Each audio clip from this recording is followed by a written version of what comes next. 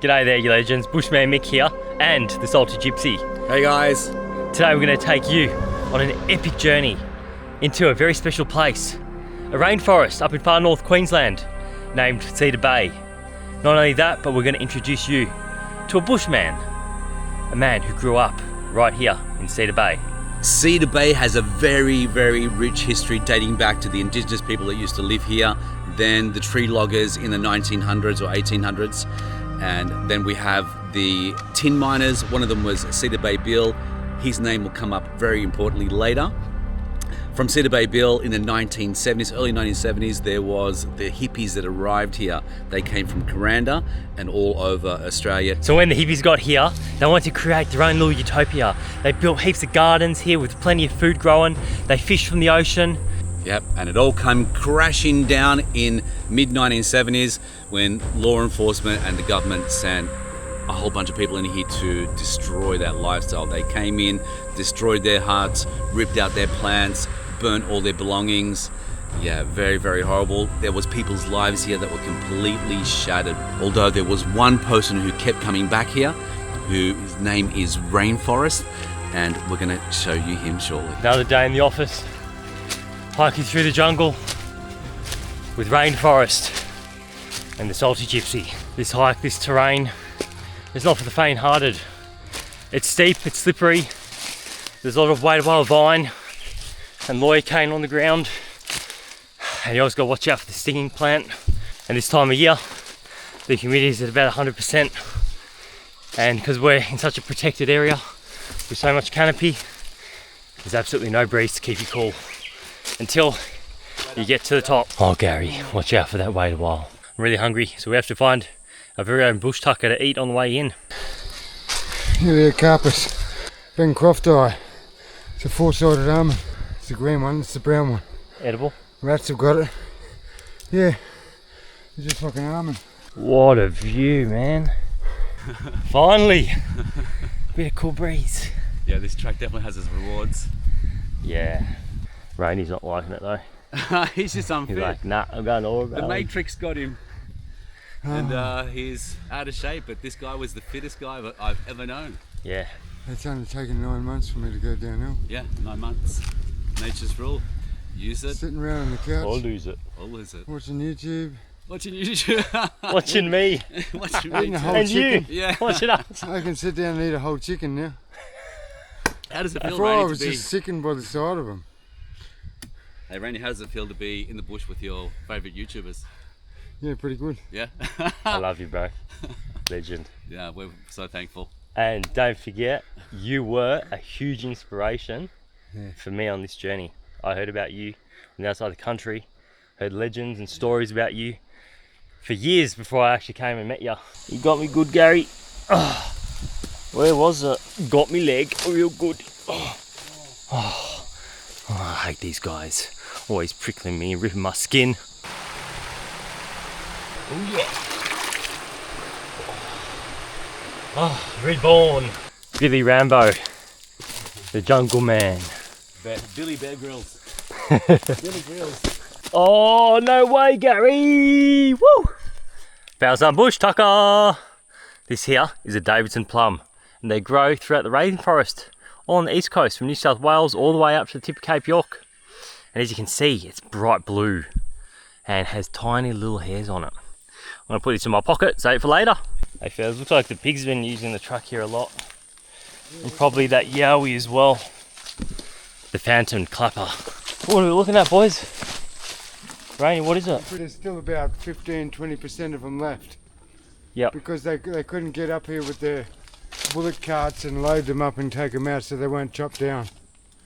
And what they call I'm them? pretty sure that's a red cedar right there. 3 years old easily. Yeah, bro, it's a mammoth. Probably older. Is it still alive? We're going to Cedar Bay and we found a red cedar. This would have been, in the old days, this is what the main attraction would have been to the cedar getters. All up the east coast, from New South Wales all the way up here to far north Queensland. They'd call it red gold. And the boys are just saying that all the red cedar back in those days was shipped over to England, used for making furniture and cabinets. Then they moved on to mining tin. And Cedar Bay Bill, very interesting character in this whole story, was a tin miner and a hermit. And so, as far as I know, there was 2 local tin miners when rainbow people turned up here. One. I got leached. I felt it on my... We're going to get the leech off the Gary before he gets his blood sucked. I did. He bit me. That's right. It's not You got bad. a tick there too, eh? Have I? Oh, no, you got a tick, Gary. That's a tick. Get it. It's a typhus tick. How do you do it? It hadn't dug in yet. Good. Yeah, you... I'm not wearing no shirt. I don't want no ticks. You don't want ticks out here. Like, yes, this It is causes a whole world of trouble for you. Hang on, let's do an inspection. You know, those ticks, they can wait on a branch for 16 years. Oh. They stand on a branch with their arms out for 16 years before some animal comes past. And they're like, yes, I've been waiting for a feed. Have you had a few ticks in your days? Oh yeah, I've had ticks in my ears. The worst ones were in my ears. Baba. I had to get peroxide to burn them out. I'm going to stay at the back. Billy, you're first up. Oh, found something, Gary. These. Nutmeg. Nutmeg. Yep, native nutmeg. So what would you do with this? So this bit here, you take this off and you put that in your cooking. The fleshy part? Yeah, What does it taste like? fruity, almost like dried fruit. That's not bad. Strong after flavour. Yeah, real strong after flavour. Alright, Bill, you're the leader of the pack. Show us the way. It's up to us to take care of the tracks and everything. National parks don't really do anything. They don't really care too much. They don't really want people out here. This is in the hands of the people, the rainforest people. Us explorers and other members of the community, so that people can come in and out without getting lost. A couple of years ago, backpacker went out, got lost, and was stuck out here for 5 days on her own. Helicopters were constantly flying over, looking for her, landing on the beach, talking to the rest of the crew that we had out there. In the end, I decided that I was going to walk that track, see if I could find her. I had no luck, but right at the end of the track, I ran into one of the local guys here who'd grown up in the area, and that night he found her. He knew exactly where she was going to be. Oh, this is steep as Gary. This is really steep. Beautiful. Ha! More bush tucker. River cherry in the Sygem family, which is the same as your lily pillies and your bush apples. Tasty, nice and ripe. Seed inside. Yummy. Oh, the berry Red. part or the... Just the red berry bit. With one big seed on the inside. Yum. Not bad. Yum. Bush tucker. Yeah. In the rainforest, there's plenty of food around. Don't you worry. In the old days, the ancestors would have eaten like absolute kings out here. Between all the rainforest fruits and berries, and the crabs and the fish, and all the ocean goodies. Down, down, down we go. Down to the bay. Which bay? Cedar Bay. Oh, yeah. I've got to stop filming on steep terrain. It's so dangerous. But hey, I've got it all on film, and it's funny. Yeah, brother, clear that track. Clear it good. Chop, chop. What's this? This is a really nice population of oyster mushrooms. They've taken over this log here. There's no real tender ones at the moment because it hasn't rained lately. As you can see, they're good at holding water. So that's how they water themselves. They hold water from weeks ago. These are the only ones I will eat in Cedar Bay. You make a broth out of the hard ones, and it's the best source of vitamin D. Extremely good for well-being of human beings and animals. So much lawyer cane.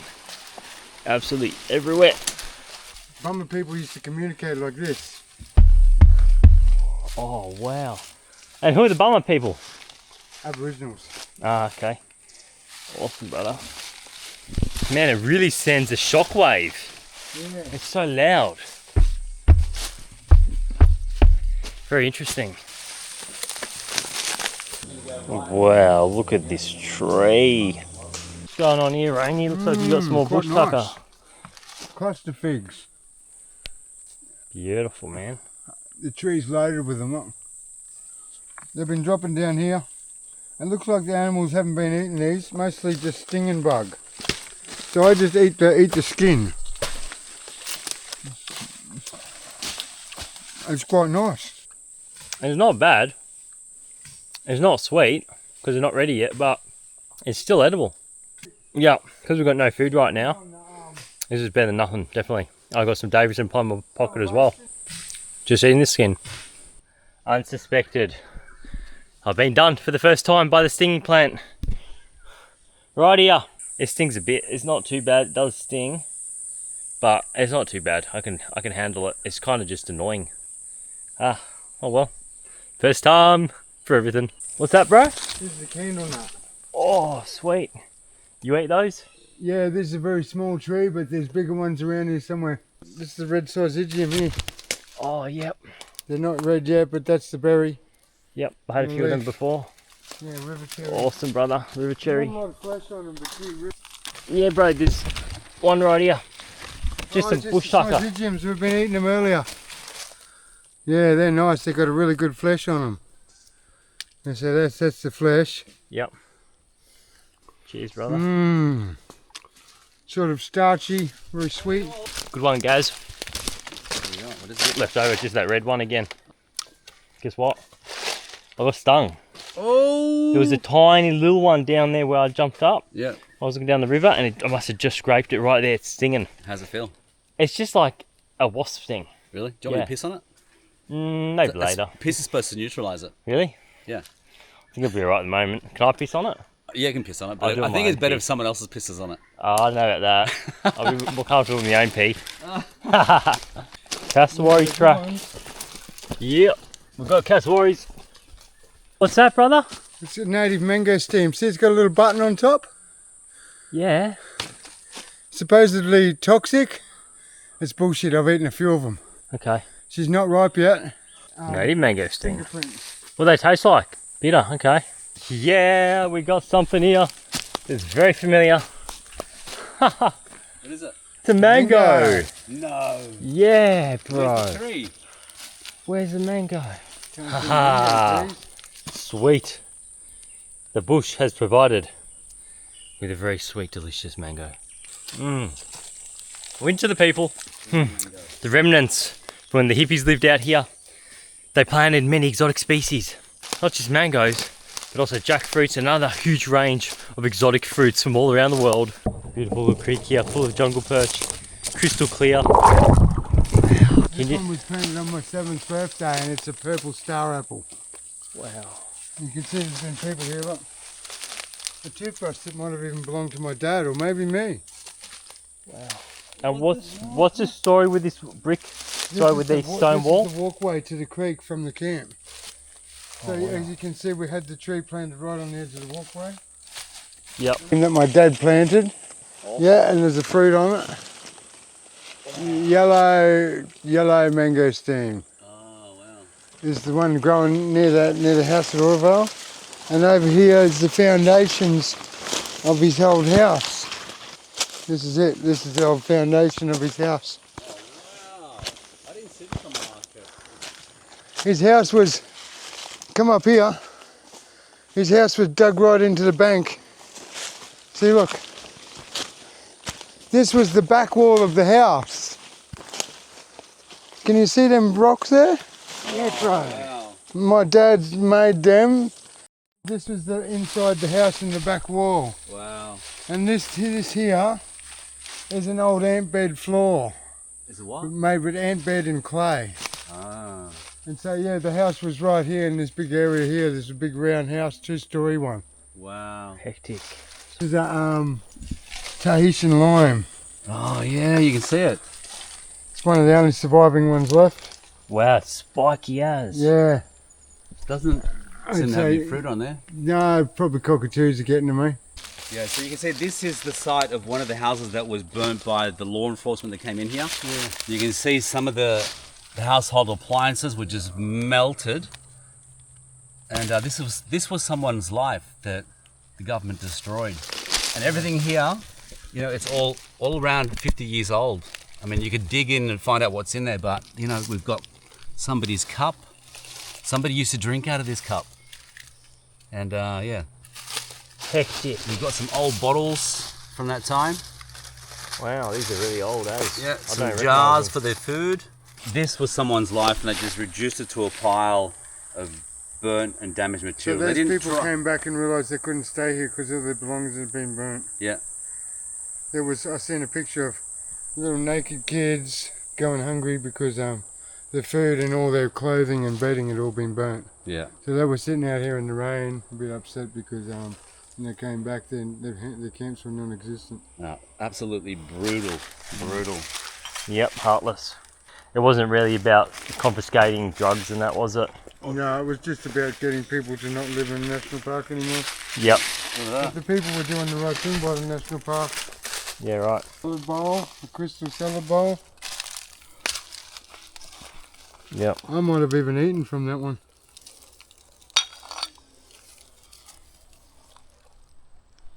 What is it? It's a car jack. Yeah. It is too. Someone struggled to carry that out here. Yeah, like it's pretty heavy to carry. They must have used it to maybe jack up a tree or split a tree or do something with it. There was up to 15 buildings through here. 15. Some of them were big 2-story wooden houses. Yep. The tin roofs. Other ones were big, just wooden platforms with lawyer cane domes on them, and then they had octagonal and pentagonal triangles in them, Yeah. and then they glued on perspex with celastic onto these domes. Mm. And upstairs was awesome because it was kind of hot in there, Yeah. but you could see all the night sky and the sun shone in there, and they had garden growing inside the dome. Wow. That's So there was about 14 Wow. buildings across the other side of the creek and here. That's epic. And over here is the big yellow bamboo putt. Mullet and Harpon? bony salmon. This is where I learned to swim. No way. My dad used to throw me in here and I used to dog paddle across the other side. No crocs? No, there was no crocs. It was a big open swimming hole then. Yep. It's been caved in and collapsed. All sorts of stuff in there now from the big wet season and cyclone that happened. Was it 2023. much deeper back then? Yeah, it was a huge big hole. We're going into the old garden that the hippies planted like 50 years ago. And this bamboo, did you guys bring it in? Oh wow, the rainbow people planted that. Yeah, that's not the Rangoon cane one. That's just a long green job. Brilliant for making domes and stuff with. Did they bring it in as the building material? That's right. There you go. National Park's tried to- Hey Rainey, is this ginger edible? No, not edible, but a nice flower, eh? Okay, yep. Oh wow. Beautiful flower. National Park's tried to ring bark it. Oh. What kind of palm is it? Date palm or cabbage palm or something. And that was planted by the hippies as Yep, well? yep. Wow. Here somewhere So we've got obviously you guys were using it as food. Yeah, that was a small one when I last saw it. You got there, brother? This one is a noxious caterpillar. It's from the tablelands. And I believe either it's similar or it looks like one that's not supposed to be here in the forest. Right here. There's something here. Yeah. What's that, Rainey? The old garden. Yeah, see what happened is once the national parks came in here after they've kicked the hippies out, Yeah. they came in and ripped up all the irrigation and then cut it in small pieces like this. So we're going to find lots of this rubbish. They actually didn't take it out. They left it here and it's not going to decay. Check out this plant, Rainey. What is that? That's an exotic that was planted here by rainbow people a long time ago. This was all cleared out and there was lovely big domes in here and big huge veggie gardens full of vegetables. The other side of the creek was mostly just orchard and fruit trees. And the best carrot soup I ever had in my life was down this creek on this side, and it was made by Mick Lenehan. He made me a little cubby house with a small kitchen stove, and I made my first taro stew there at the age of about 4. Oh, awesome, brother. Yeah. Wow, memories. Thanks for sharing. It's a tree Kate he did. Wow, And they get bro. really large. This is a very young one. See how spiky he is? He's so spiky, Gary. Anyway, he's doing some sort of a predatory, scare a predator off dance. And so, yeah, he's an amazing creature. I saw them when I was a kid. I nearly fell out of a tree when I grabbed one accidentally. Can they bite you? No, but they're very spiky, and they're spiky because things want to eat them. And so they get about 4 times the size. They get really big. Wow, tree Katie did. See you later, tree Gary. I was walking, Rainy, I found this like fluffy, hairy stuff. What is it? Licuala palm fibre. It is? Yeah. Okay, yep. I thought it might have been like a yowie or something. No, bro. So what's It's this then?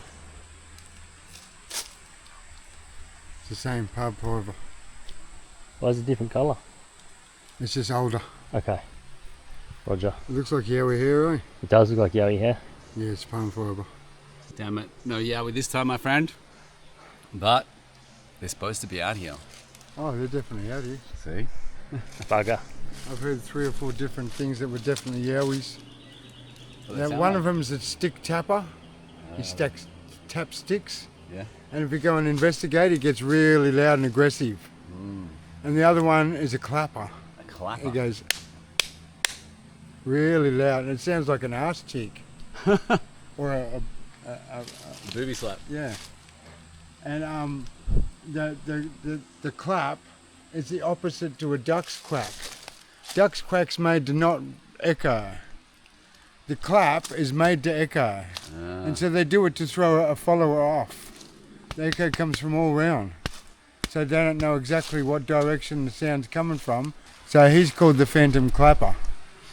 But the stick tapping and clapping ones are all in Canada too. The one I heard at Chili Beach was a big smashing noise. I thought it was crocodiles fighting in the night. And it just went distant. And so I went down there and had a look where it went. And I couldn't see anything except for 18, 20 feet in the air that was twisted off branches. So no tracks at all. Whatever it was going between the trees or it was flying. Jumping through the trees. Yeah. And it sounded like big crocodiles smashing each other with tails. Wow. I thought it was crocs fighting in the swamp, but it came much closer than the swamp was. And then it just went distant. And so, yeah, I'm pretty sure there was a yowie that night. I was hiding under my mozzie net, kind of really scared. You never know. Walk, good to hear that. Yowies. That made me feel bad. They're out there. And see, Mate, the man knows everything about this rainforest. I'm not surprised. Run around here, freeze a bird from a very, very, very young age. To the beach we go.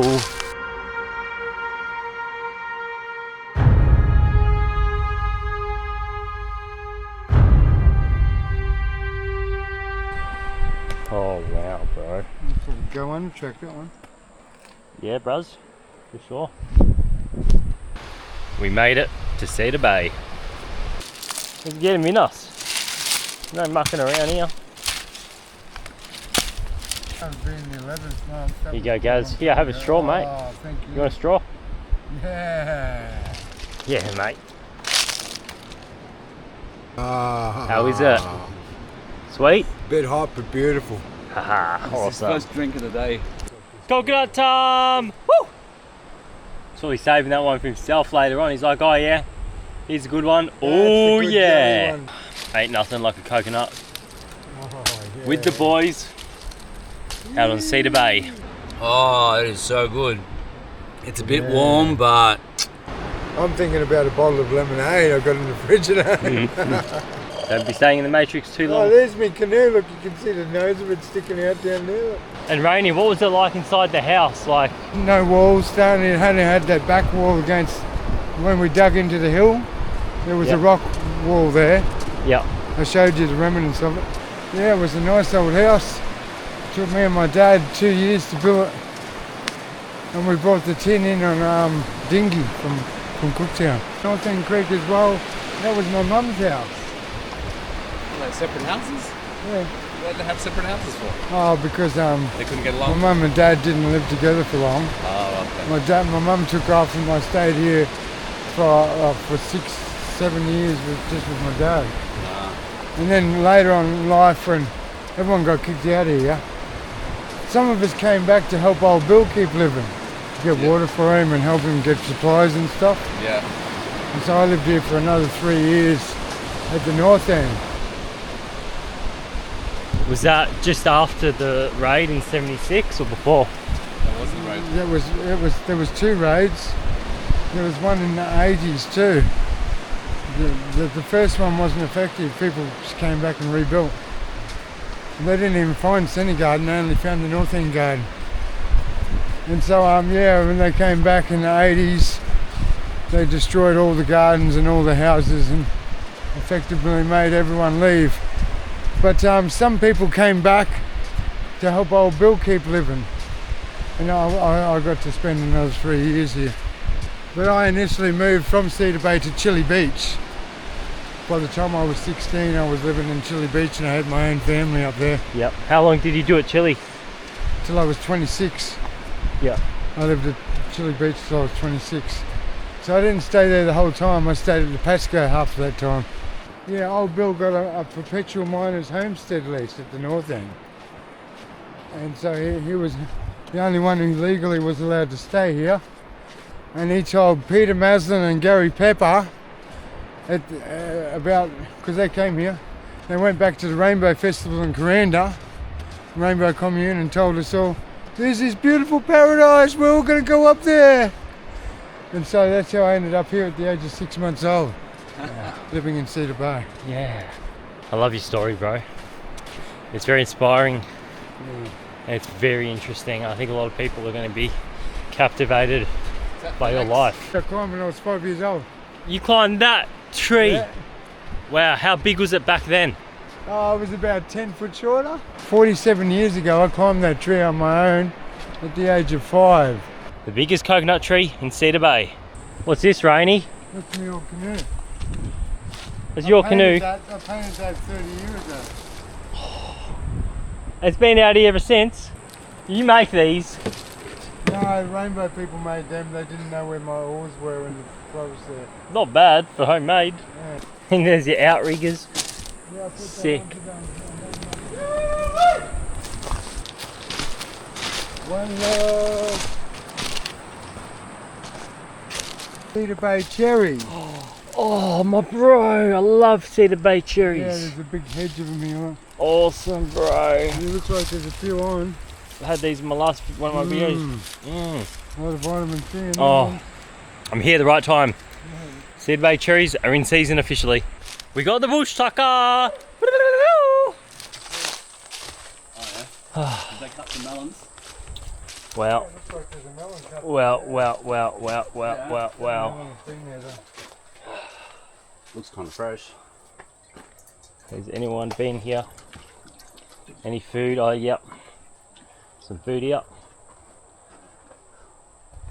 Oh, yep. The communal campfire. Oh, there's a guitar. You can play the guitar, Rainy. Still nice. Oh, the bush tucker book is here as well. Yeah. Perfect. Good timing. Found some. I've got one of these shells in my van. Oh, this is good. Baylor shell. Baylor shell, okay.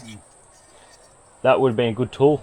The marriage ceremony out here is Baylor shell full of coconut cream, poured over the woman that's yours. And that's it, you're married. Oh, well, you could lick it off her, I guess. Wow. Welcome back home. Sweet home. Pretty cool spot.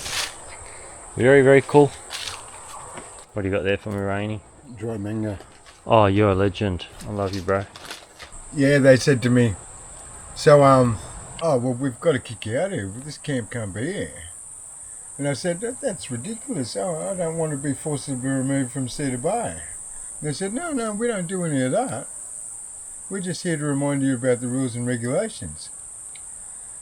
And I said, well, if you want me to leave, why don't you tell me? I'll go tomorrow. They didn't say anything about it. I said, look, whatever you do to me, I'm going to keep coming and going from here. I said, this has been detrimental to my recovery. And they stood up and they took 2 steps back and they said, well, what's wrong with you? And I said, I got PTSD from living out there. That's why I'm here, because I'm trying to get over it. Yeah. I'm doing forest bathing. Oh, okay, Mr. Stevens, we'll leave you alone now. They went and got back in the helicopter and flew away. Oh, yes, we've got the cherries. Oh, you want one, bro? I've just been picking out on them. You've been picking out on them. Yeah. Awesome, bro. Well, now it's my turn. Now it's my turn to pig out on the Cedar Bay cherries. We all had lots of fun for a long time, and after the bungling bureaucrats, Joe Bjelke-Peterson decided that he was going to make sure that rainbow people didn't get to live in peace and harmony in Cedar Bay anymore. Yeah. How many camps were here? Oh, there was about 15 or 20 camps. They were living sustainable. They weren't putting rubbish in the forest. Yeah. They were hunting the pigs out of here. It was really good. All the food was grown right here. We hunted for 30% of what we were eating. We fished for 30% of what we were eating. And we grew 40% of our food. And so to me, that's 100% food.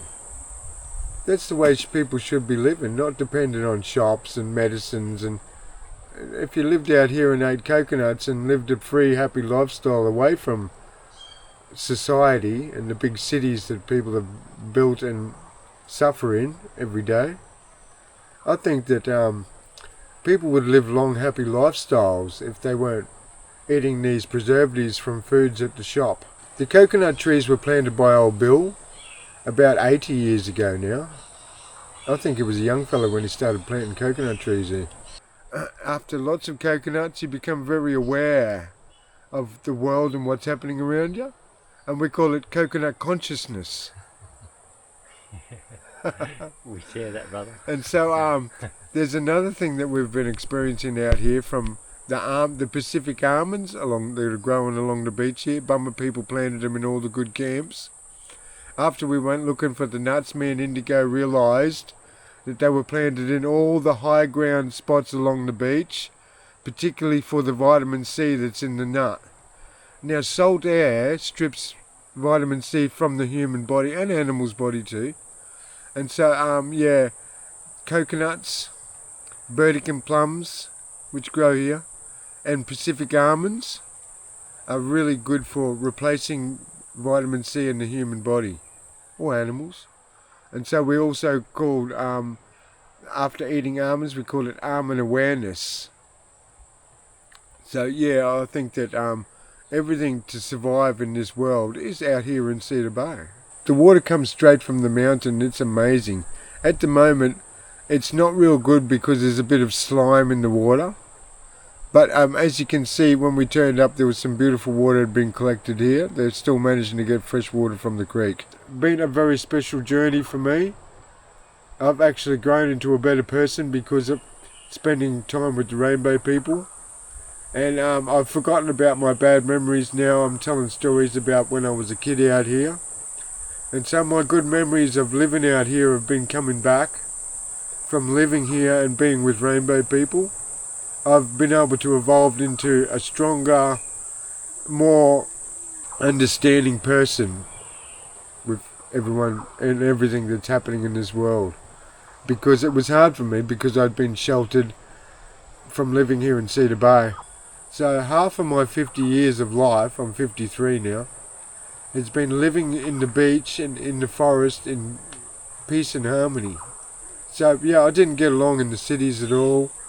I went to primary school in Millamilla, and by grade 7 I didn't like school at all. I was getting picked on by bullies and fighting a lot, and so I kept wagging school and going swimming and just not getting on the bus. And what happened, they sent me to high school, one day of high school in Melinda High, and I couldn't do any of the subjects because I'd been wagging. No one wanted to talk to me because my name was Rainforest, and I had no shoes too. I was the only one in the whole school with no shoes on. And when I went home, my mum said to me, "Well, how was your first day of high school?" She was all excited. She wanted to hear a good story. And I told her, "Oh no, Mum, it was the worst day of my life. I don't care. You can kill me now. I'm not going to go back to school." And she looked at me for about 10 minutes, and she was very angry. I didn't like being in the buses. I didn't like being in the cars. I didn't like being in the houses. Didn't like being in the school. It was all just more suffering for me. Because I lived out here a free, happy lifestyle, did whatever I wanted. And I think I showed Mick before that I climbed the biggest coconut tree here in Cedar Bay when I was 5 years old. I got all the way to the top. And I went back and I told my dad because I was proud.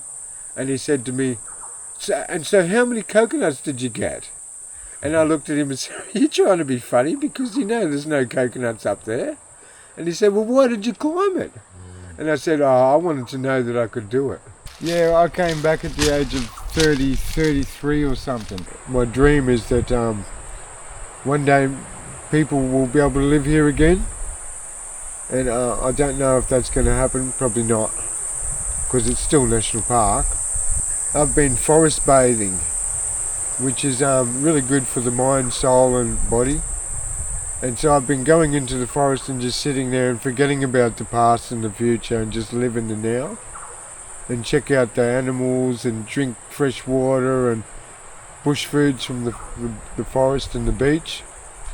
And I found that it was really good for me to be here and exist in the forest, peaceful and alone for a while.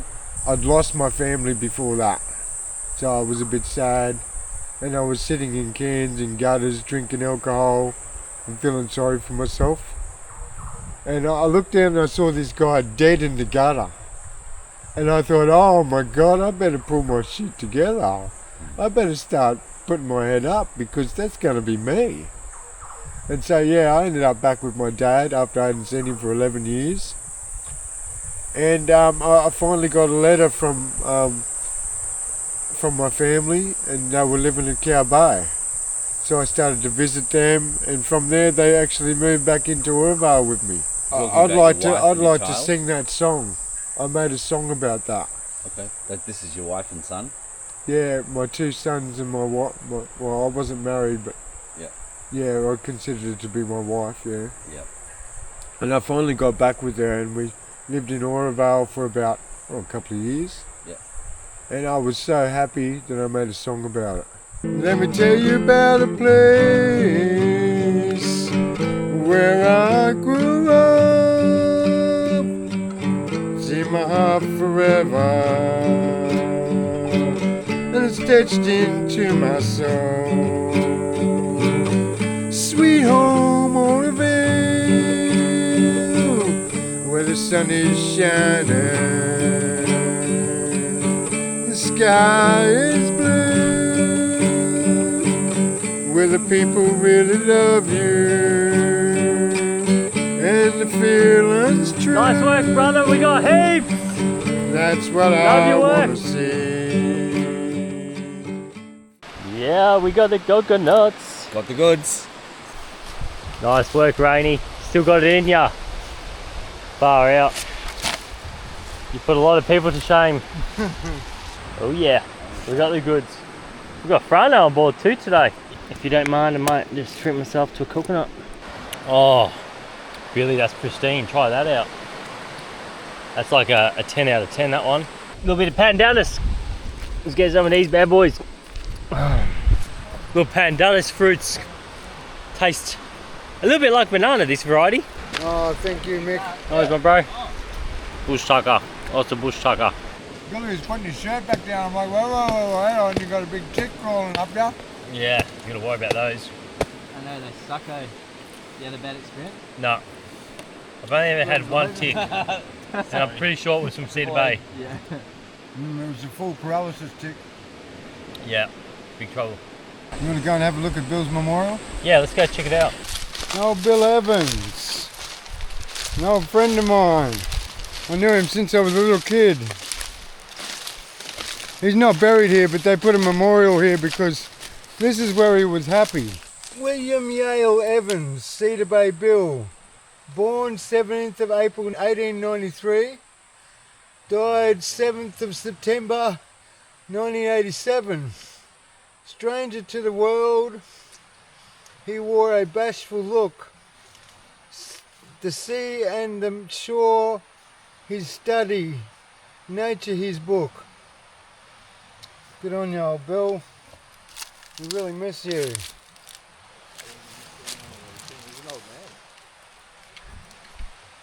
Here's a torch so you can see your way through the darkness. He was a nice old fella. He made everyone welcome here in Cedar Bay. And when we first came here, it was only old Bill and Michael Flamenco, Tarzan, living on the beach. And so yeah, we got very good memories of him. He was a very nice old fella. He used to have rat traps in his yard, and I used to pull the whitetails out of them for him. And we used to bring water and coconuts for old Bill, because he was a really special old fellow and we wanted him to stay alive in here. And so he was 90 something when he died, but apparently they took him away from here and put him in a home, and that's when he died. So yeah, he could have kept living for a long time if they hadn't taken him away from his home. And so there's no evidence up there of old Bill's place anymore, just a couple of mango trees. Let's go exploring in here. Cedar Bay Bill planted all these mango trees that are still here, out in the rainforest. That is a massive mango tree. 70-year-old trees. Wow. Yeah, that's the mango tree there. Yep, sure is. There's another one there. Another one over here. And there's 2 or 3 over here. Pig smell? Yeah, pig shit. Pig shit, and look at it, there's a They are dropping mangoes. biped mangoes! Yes! The bats or something have got Mangoes! The mangoes are producing off these trees still, although they're so old. That's it. Awesome, brother. So that's a song about the happiest part of my life, living in Oroville. And yeah, I'm really I enjoyed that because I got to be with my dad and my family, which had never happened before. And so yeah, I pretty well went from there to living here in Cedar Bay again. As I tried to live in the system with the other people, and I found that I ended up suffering these terrible atrocities to, well, I guess we can call it life. And so I decided that that wasn't the sort of life that I wanted to live. And so I spent 5 years here in Cedar Bay. Just, it all ended at the beginning of last year. No, beginning of this year. Because I found that here in Cedar Bay, nothing out of the ordinary ever seems to happen. So I could get up every morning knowing it was going to be a good day. And so I began to enjoy that so much. And it sort of started getting dangerous for me because although I was living sustainably here and I was cleaning up all the rubbish off the beach from the cyclones and the sinking boats, I ended up having national parks and police were pretty well gunning for me. They were flying past in big helicopters, pointing guns everywhere. And yeah, I got a bit upset about that, and I think that's part of the reason I had to leave, because I was going to end up behind bars for being at home. So yeah, I'm really happy to have been able to talk about this, and I'm quite excited that Billy and Bushman Mick have brought me back here to Cedar Bay to tell my story, and it's got quite a few episodes yet to go, so I think that Billy might ask me a few more questions because I've wandered off into what was actually happening years ago. I was going to ask you about the crocodiles. What's been your experience with the crocodiles here? There's one big crocodile that seems to know me, and I'm finding that I really, really like watching crocodiles. I've not just done it here, I've done it in Cooktown too. I've spent a large part of my time wandering around on the beach trying to see crocodiles, like all day. And before I left in the 3rd month at the beginning of this year, I had a run-in with a very large crocodile. After spending weeks and weeks and months and years watching them, I found one that didn't want to attack me. I was planting coconuts on the beach, and I left it a bit late one day, and I crossed a creek down here from where we're sitting now, at Father John's Creek, and the water was about belly button deep, and I was a bit nervous about the crocodile being in there because I'd been seeing him in the mouth of the creek even at low tide. He was waiting for pigs to cross the creek, and then he was going to eat them. And so I got really concerned, and I was trying to run across the creek, and I pretty well got to about knee deep, and I was looking back, and I saw a huge crocodile tail come to the surface right behind me, probably only about 8 or 10 foot behind me. And I realised that this same big, over 4 metre crocodile had noticed me in the water, but didn't eat me. He was swimming past me and checking me out. And so I decided, oh wow, he's checking me out. Okay, I'll do the same thing. So I started walking up the bank and watching him. I was only about probably 30 metres away, within striking range, definitely. And he was right up on the top, and he was opening his mouth into the flood water was coming into his mouth. And I noticed that his whole body was rising right up. And his teeth must have been like as big as, well, that big. His teeth were that big. As big as a tobacco tin, pretty well. And I wasn't really too concerned about whether he was going to eat me or not. He looked like he was doing his own thing. And he appeared to be showing me his whole body. And so I later, after I realised, I thought a bit more about it, he put his belly onto a rock, and he was rising his whole belly up to show me all of his body. And so pretty well, after reading body language out here from animals, I found out that he was pretty well telling me, look at how big deadly I am. Look how big and deadly and dangerous I am. And so it was at that point when I decided to look not at his mouth and his body, but at his eye. I wanted to see what his eye was doing. And apparently his eye was concentrated straight on me. And so I realised, oh, he's just pretending to fish. He actually wants to eat me. And so I bolted real quick. I got out of there. And it was 4 days later when I had to swim that creek and leave Cedar Bay. So it was 12, 14 foot deep, that creek, after the wet season on the beach. And so, yeah, I had to take one more risk with that big crocodile before I left. But I believe that he didn't want to eat me because he's known me since I was a kid. The water was coming up faster than a foot an hour. Wow. And we only had 5 or 6 feet left to go before we were all just hanging onto trees and swimming. And so, yeah, we were all thinking it was over. We were giving each other hugs and smoking our last cigarettes and having our last coffees. And I think it was 2 in the morning that night after we prayed to Pachamama to stop the rain. The rain stopped at 2 in the morning. And we're all laying there, and I said, I think about 5 minutes later, I said, oh, this is strange. It's too quiet. Something's going to happen. And it was only 2 minutes after that when the big landslides broke out. We heard this really loud. And then as the big landslide happened at Father John's Ridge, it hit the ground, and the whole ground just went wavy, like the ground jumped. Wow. The ground was so soft from the rain that it just acted like jelly when the big landslide came down. And I was by then I was shaking like this. I thought we were going to get squashed. This area was underwater. Like right now? Yeah. How many metres above your head do you reckon? I reckon I could stand up and it would have been shoulder height through here. Wow. And that connected to the ocean at high tide? Yeah, that's right. Oh wow. So you could have got taken by croc even? Yeah, I moved away from here because down there where we had the sacred fire and the gathering area for eating, that was a big deep crocodile pond.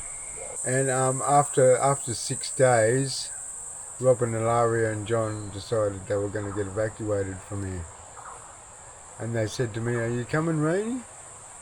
And I told him, no, I'm not leaving my home for nothing. I'm staying right here. I got cut from there to there. On what? I stepped into a puddle and there was sharp rock in there. So yeah, I got cut by flood debris. And it was really bad cut. And I was forest bathing at the time, deep in the forest. And I put liquid palm fibre over it and wrapped some fig tree roots around it and made myself a moccasin. And it took me 6 hours to limp home. And 3 weeks later, I went out and I saw 2 boats down the beach, and I pulled the canoe out and I jumped into the canoe and I paddled flat out straight at them. And they said to me, oh wow, where'd you come from? And I said, oh, my name's Rainforest. I live here in Cedar Bay and I got a cut foot and I lost my dinghy and I need your help. And so yeah, after I recycled it and outboard off the beach, they picked me up with my sore foot and took me to Cooktown. And it turned out to be Marine Parks and Wildlife. They helped you out? I made good friends with them. And they said to me, why didn't you get the helicopters to help you out, emergency services? And I said, because they're all police, they weren't going to help me out at all. They were going to kick me out of my home. And so, yeah, after that I decided it wasn't worth being here anymore. It was time to go back to society, and now I've got a house on the beach and I drive a school bus for a living. But to tell you the truth, I really miss the freedom of Cedar Bay. I really miss it. And so this year when the Rainbow Gathering happened, I didn't get to join in.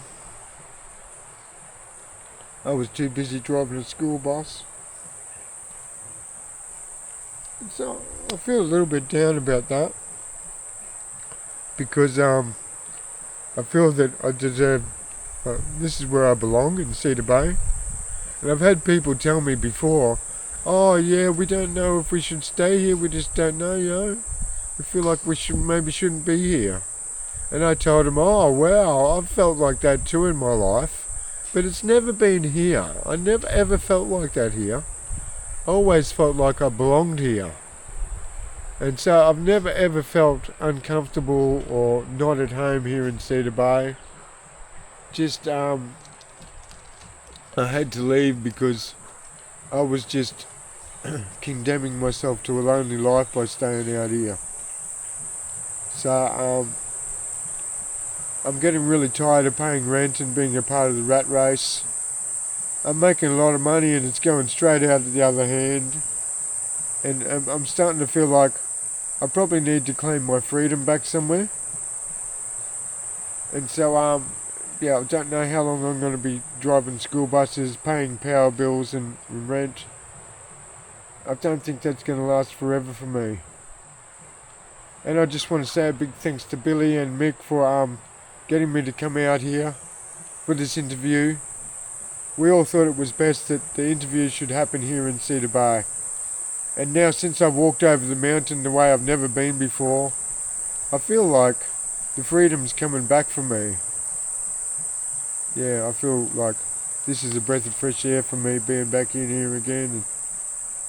And to watch Billy and Mick's YouTube channels has been giving me a break from society and being a slave to the system pretty well. I go home and I get to go out to the reef and I get to go out all over the Cape by watching YouTube and these two guys here on their YouTube channels.